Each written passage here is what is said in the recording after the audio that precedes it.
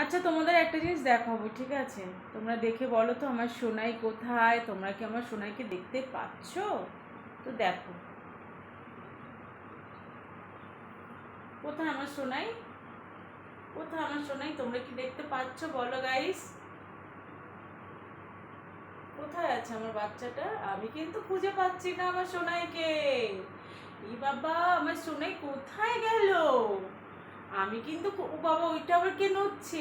ওইটা, ওই যে গাইস আমার সোনাই, ওই যে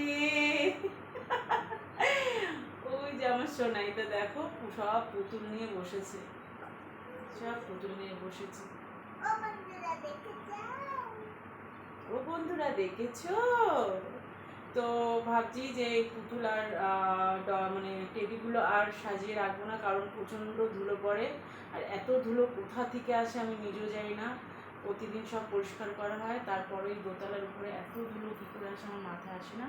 তো এই সব প্যাক করে রেখে দেবো, সোনার জন্য দুটো নামিয়ে রাখবো, সব প্যাক করে রেখে দেবো, পরে আবার দেখা যাবে কি হয়।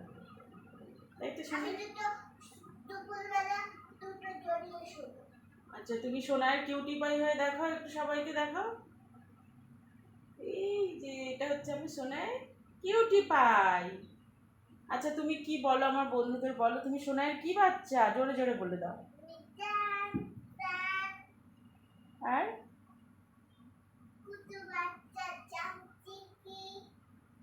আর চামুকুন দুনিয়া। I love you Sonai, I love you.